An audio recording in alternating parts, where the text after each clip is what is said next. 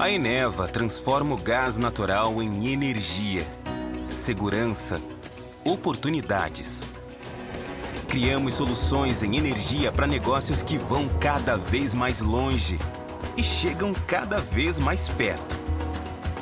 Não é o início, não é o fim, é o agora. Eneva, segurança energética gerando oportunidades.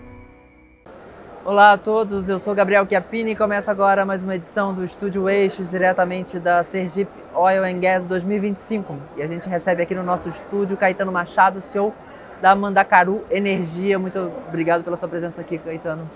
Meu prazer, muito obrigado. Agradecemos sempre o convite, estamos sempre disponíveis. Queria começar falando um pouquinho desse momento da Mandacaru, de um processo final, né, de operação dos ativos, né, que vocês compraram da PetroRecôncavo, né? Então, a gente está muito feliz com o andamento. Na verdade, temos uma expectativa de estar operando os campos nas próximas semanas, próximos meses, mas certamente esse ano ainda. O processo está andando junto à ANP, já passamos por algumas superintendências, tem outras avaliando e estamos numa parceria muito forte com eles e muito confiantes que vão fazer essa operação logo. Na verdade, a gente aumenta de tamanho bastante, né? Hoje nós temos no Rio Grande do Norte 3 operações e nós estaríamos indo para 10, né? 10 operações, o dobro do número de poços, desafios novos. Nós estamos muito empolgados, preparados, fizemos toda a questão de infraestrutura, de parcerias necessárias. A gente está muito feliz e aguardando acontecer. E esse óleo hoje, quais são os clientes que vocês estão destinando? A nossa parceria que nós já temos hoje em Cardeal e Colibri, nós vendemos o óleo na Clara Camarão, vendemos para a Brava, lá no terminal de Guamaré. E os novos 7 campos que nós vamos operar também, só lembrando, né, a PetroRecôncavo não vendeu tudo para a gente, né, ela vendeu a metade dos ativos e nós vamos operar esses ativos. São campos de baixa produtividade, né, ou seja, a PetroRecôncavo é uma grande parceira nossa que entende perfeitamente que ela pode focar em coisas maiores e mais importantes para o portfólio dela e a gente tocar as coisas menores, até a estrutura de companhia para baixa produção é diferenciada, né, é o que a gente faz. A gente vende o óleo para a Brava e essas 7 concessões novas vamos vender também. A entrega por carreta, né, e é muito eficiente esse processo também. Nós tratamos o consórcio, tratamos tudo, né, e fazemos a venda. A PetroRecôncavo vende o óleo dela, a gente vende o nosso, mas vendemos no mesmo lugar. Vocês têm também produção de gás associado a essa... Então, no Rio Grande do Norte, nós não temos gás associado. O RGO é muito baixinho. A gente produz com muita água, né, aqueles poços que tem muita água e pouquíssimo gás. Nós temos algum gás associado, sim, no Espírito Santo, que hoje é ventilado, muito pouquinho também, nos nossos ativos lá de Rio Mariaricu. Mas nós temos nós temos um poço de gás não associado, né, um poço de gás aqui em Sergipe, no campo de Dorremi. Nós somos sócios da Centro-Oeste, nós somos 50% operadores, montamos uma planta de gás lá, um compressor e tudo pronto já, aguardando aí sim esse no processo final de aprovação da ANP para a gente vender esse gás. Nós vamos comprimir na própria locação do poço, ou seja, comprime, coloca no caminhão e entrega no posto de gasolina, entrega nas olarias, entrega nas cerâmicas. Vamos interiorizar esse gás aqui em Sergipe, geração de riqueza, baixo volume, pequenininho, 6 mil, 10 mil, 15 mil metros cúbicos de gás, mas que atende perfeitamente às demandas. Um posto que vende regularmente, ele vende 2 mil metros cúbicos de gás por dia. Poxa, se eu produzo 3, 4, 5, eu posso atender 2, 3, 4 postos, né? Ou seja, é algo muito interessante esse processo do pequeno produtor, da interiorização da produção e interiorização da energia do gás. Agora, hoje vocês têm um grande desafio, que é o tratamento dado ao pequeno produtor de forma igual ao grande produtor, né? Como é que vocês acham que a ANP poderia, né, de alguma maneira, rever esses critérios e esse tratamento diferenciado? Isso é bastante interessante, né? Ou seja, os procedimentos, os regulamentos, as regulações todas elas vão progredindo e evoluindo no tempo, né? Então, certamente, quando a ANP faz uma regulação nova, ela quer melhorar a métrica de mercado, ela quer melhorar a qualidade para o consumo do final, a gente entende tudo isso. A questão é que, porque pequeno produtor, né, quando a gente fala de 6 mil metros cúbicos de gás por dia, Porque o pequeno produtor que não vai misturar o gás com ninguém, porque ele vai produzir no próprio... Eu produzo, comprimo, boto no caminhão e entrego no produtor final. Eu não passo por gasoduto de ninguém, não misturo meu gás com ninguém, não tem mistura de correntes. Ou seja, a gente entende que para esse tipo de venda do pequeno, que é o meu caso, poderia ter algum tratamento especial. A gente não quer descumprir norma nenhuma. E, inclusive, nós temos orgulho de nunca ter descumprido nenhuma delas. A gente faz isso. E a gente sempre teve muito respeito da ANP. Então, uma coisa que a gente adora é a parceria com a ANP. Nós não temos problemas em cumprir as regras, mas gostaríamos de alguma flexibilização. Para a gente possa explicar como a gente faz, levar a campo, explicar o modelo do pequeno e ver como é que a gente pode adaptar esse modelo no baixo custo para a gente continuar operando e não interferir em nenhum regulamento, nenhuma regulação ou nenhuma nova norma que seja estabelecida pela ANP. Acho fundamental que tanto na questão dos órgãos ambientais, a questão das licenças, os poços de baixa produtividade, fundamental discutir isso, porque imagina, um poço que produz pouco, ele foi perfurado há 20 anos atrás. Então, a questão ambiental de perfurar um poço já foi feita no passado, ele já existe. Então eu estou lá tomando conta do poço, fazendo as remediações ambientais todas, fazendo os controles de pressão dos poços todos, cuidando do poço, mas o poço produz muito pouquinho, ele produz 5 barris.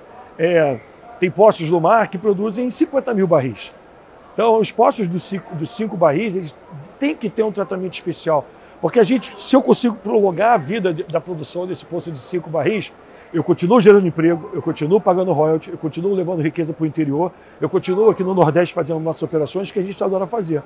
Se a gente não tem um tratamento especial, o limite econômico desse poço, ele vai ser encurtado, vai diminuir a vida útil, a vida econômica desse poço. Por isso que a gente precisa pensar como é que a gente pode tratar o pequeno produtor dos poços e campos de baixa produtividade, como nós podemos fazer para que eles prolonguem a produção desses poços. É algo que é uma discussão que eu estou aberto, que eu estou disposto. Eu sou diretor da BPIP, né? Estou disponível, levo isso para a BPIP e quando tiver esses fóruns, a gente gostaria muito de explicar e mostrar como nós fazemos. Isso não tem nada para esconder. A gente queria só uma compreensão para entender como é o nosso processo de produção, tanto no gás, principalmente no gás, né, que agora eu estou com alguma dificuldade, mas também no óleo. Tem muitos poços para serem reabertos no Brasil. Não estou falando nem de dezenas, nem de centenas, estou falando de milhares de poços que estão fechados, que podem produzir 5 e 10 barris onshore, desde que nós tenhamos alguma regulação, um tratamento específico para esses poços, na parte ambiental e na parte regulatória. Hoje você acredita que esses poços estão fechados por uma questão de entrave de regulação? Não só isso, né? Não só isso. Vamos lá, os poços estão fechados porque muitos poços tinham produção de muita água e no passado foram fechados. Os poços, quando caem a produtividade, eles fecham, as operadoras fecham para dar ênfase nos poços mais importantes, porque assim, recurso é sempre limitado, né? Então, se você tem um poço para reabrir de 40 barris e tem um poço de 5, você vai reabrir de 40, vai botar os seus esforços nos de 40. Então tem muitos poços fechados por questão de muita produção de água, tem questão sim do licenciamento, porque o pequeno produtor às vezes não consegue atender todas as normas e regras, mas tem muitos poços para abrir. E aí eu tenho um número que eu sempre digo, é que se eu tiver 100 poços de 5 barris, eu vou estar produzindo 500 barris por dia. É o luxo produzir 500 barris por dia. Mas aí um tratamento diferenciado desses pequenos produtores poderia trazer mais viabilidade para algum desses projetos. E aí sim, reabrir esses poços, recolocá-los para produzir. Quanto mais você tem operadores pequenos, que não só eu e outros tantos, operando os poços de baixa produtividade, você tem garantia de tratamento do campo, você tem garantia de relação com a sociedade, você tem garantia de relação com os órgãos ambientais, você tem garantia que as estradas de acesso estão funcionando, você está gerando emprego, ou seja, é riqueza, levando a riqueza para esse interior do nosso Nordeste.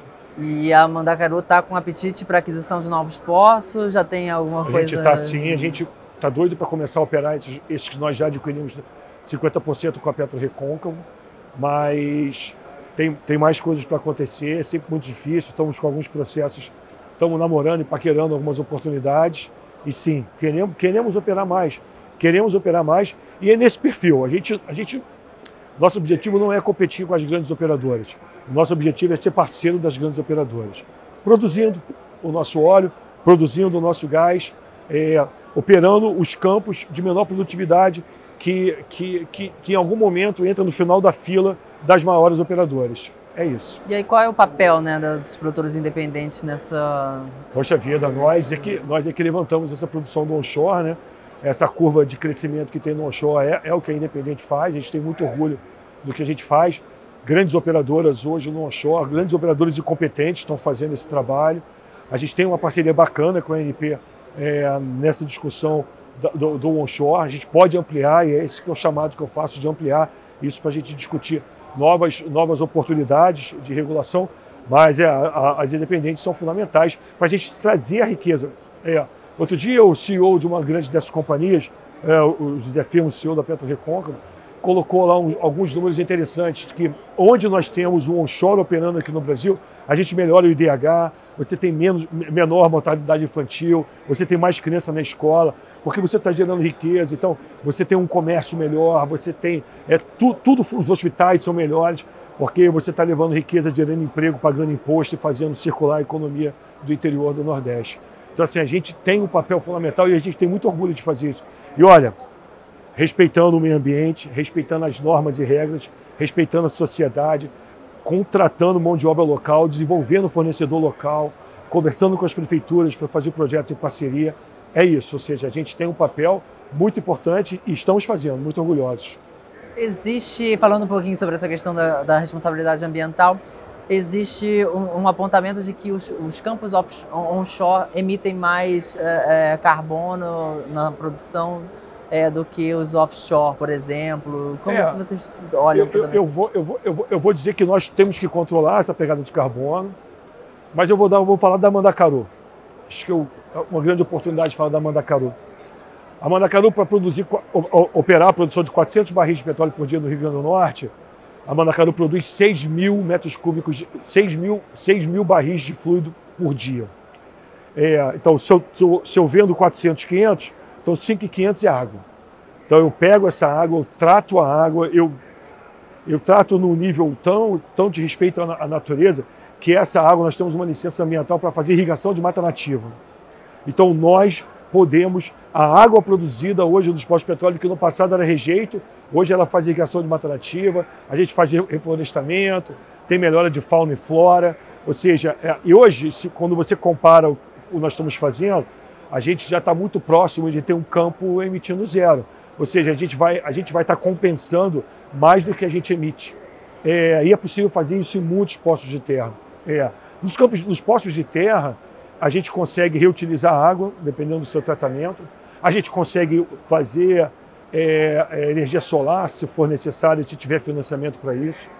Nos poços de terra, a gente consegue contratar mão de obra, então na parte do ISD, porque ISG não é só a parte ambiental, né, social e de governança, então a gente consegue socialmente contratar mão de obra local, e aí com isso, essas famílias com poder aquisitivo melhor, elas podem cuidar melhor da saúde, podem fazer outras tantas coisas, ou seja, o onshore, as empresas independentes são capazes de fazer uma transformação social, respeitando o meio ambiente, respeitando as emissões. Hoje nós medimos, né, nós temos aqueles controles todos que nós temos que apresentar para a ANP e assim, podemos reduzir as emissões sim, podemos transportar menos água.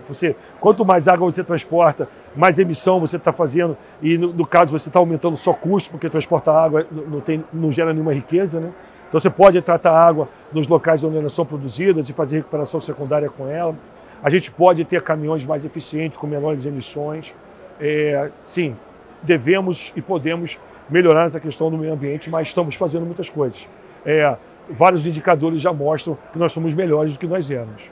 Tá certo, Caetano. Muito obrigado pela sua presença aqui com a gente. Eu agradeço, fico muito satisfeito, sempre disponível e só fortalecendo que sim, queremos fazer mais, mas pretendemos manter a nossa qualidade, a nossa cultura organizacional e seguir fazendo parceria com outras operadoras. O Ubuntu, né, que é o nome do nosso grupo, a primeira empresa que nós montamos, significa eu sou porque nós somos e não dá para fazer nada sozinho, por isso a gente procura grandes parcerias e estão com sucesso fazendo-se essas parcerias. Obrigado. Tá certo, eu conversei com Caetano Machado, CEO da Mandacaru Energia. Fique ligado para mais entrevistas do Estúdio Eixos, diretamente da Sergipe Oil and Gas 2025. Até breve.